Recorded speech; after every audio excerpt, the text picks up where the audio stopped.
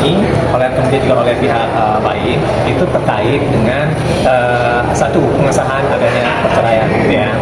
Nah itu memang setuju juga. Nah kemudian yang kedua itu terkait dengan apa yang kita kategorikan sebagai nusus, gitu ya. Nah karena kemarin itu sangat mengemuka dan sangat viral, gitu ya, sehingga itu menjadi suatu hal yang kami nilai perlu dimintakan kepada Komisi Yudisial untuk memutuskan apakah memang perkataan-perkataan nusus itu memang tepat atau tidak, dan bahkan itu keluar sampai ke ruang persidangan, gitu ya. Dan kemudian yang dikatakan oleh pihak lain sendiri, gitu ya, terkait dengan memang ada nusus, gitu kan. Nah terkait dengan itu sebenarnya itu tidak ada nusus, gitu ya. Hakim menyatakan dalam pertimbangannya bahwa pembicaraan dengan orang lain ya itu tidak dikategorikan sebagai nusus. Karena apa? Karena ilmu yang belum tinggi dari seseorang belum bisa mengkategorikan seseorang itu melakukan perbuatan itu menjadi khusus, gitu kan. Nah oleh sebab itu makanya ada orang, misalnya contohnya adalah suami yang harus memperingatkan, yang mengingatkan, yang membimbing, gitu ya, sehingga dia bisa ditahu dari seorang awam menjadi seorang yang sangat ahli, gitu kan. Nah oleh sebab itu makanya pada saat ini soal khusus itu tidak terbukti, gitu ya, dan hakim menyatakan bahwa tidak ada khusus. Nah ini sebenarnya juga sekaligus membuktikan, gitu kan, bahwa adanya tiap tiga, kemudian setelah itu juga ada perselingkuhan, dan kemudian sampai macam-macam, gitu kan, itu juga tidak terbukti. Itu hal yang kedua, gitu kan. Hal yang ketiga, kita juga bicara tentang hak asuh anak, gitu kan. Nah terkait dengan hak asuh anak, sebenarnya hakim menilai dalam pertimbangannya, gitu kan, ini berdasarkan konsideran hukum, gitu kan, baik itu dalam pasal 105 dan kemudian juga ada undang-undang yang lain, gitu ya. Itu mengatakan bahwa anak-anak yang belum medis itu sebenarnya pada ibu, gitu ya. Tetapi menariknya, hakim pengadilan tinggi agama menyatakan bahwa dalam pendekatan yang lainnya, gitu kan, social justice, gitu kan, dan untuk kepentingan dari anak atau the best interest of the child, gitu kan, dan juga mempertimbangkan dari ahli yaitu psikolog, gitu kan, makanya anak lebih dekat kepada ayah, makanya diberikan hak asuhnya anak kepada ayah. Tapi terkait dengan itu, kami memberikan penilaian apakah memang hakim sudah memutuskan berdasarkan suatu dasar yang benar dan kuat. Kenapa saya katakan demikian?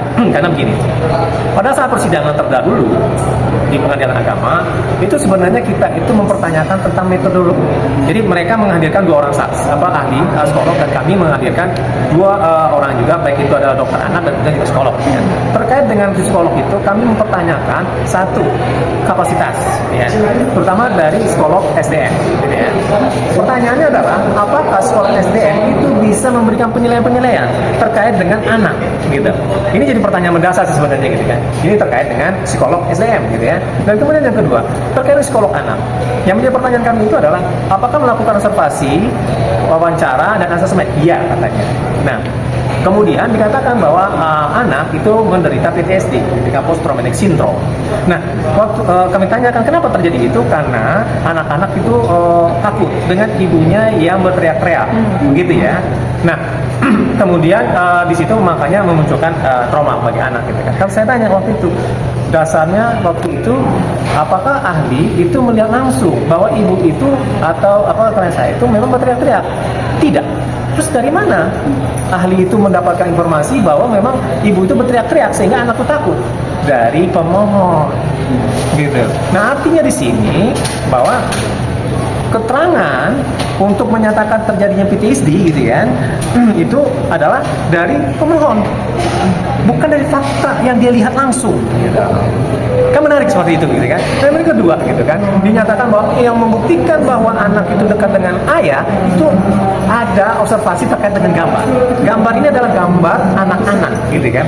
Gambar anak-anak kepada gambar anak kepada gambar anak ya. Dan di situ digambarkan laki-laki. Nah, gambar laki-laki itu dikatakan bahwa itulah bentuk bukti anak-anak itu dekat dengan ayahnya, padahal tidak, gitu ya.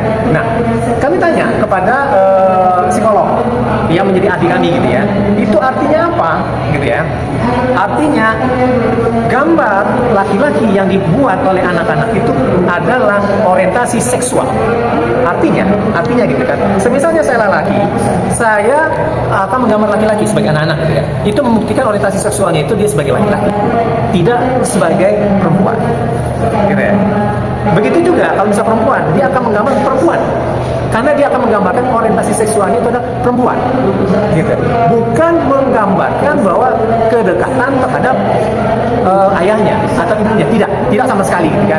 Nah, oleh sebab itu, ini adalah suatu kesalahan dasar, gitu kan, dari Hakim Pengadilan Tinggi untuk menyatakan bahwa di situ dia mengambil social justice, gitu kan, moral justice, gitu kan, bahwa untuk kepentingan anak, apa yang dikatakan oleh psikolog itu, gitu kan, itu adalah benar dan itu makanya diserahkan hak asuh anak itu kepada si bapaknya.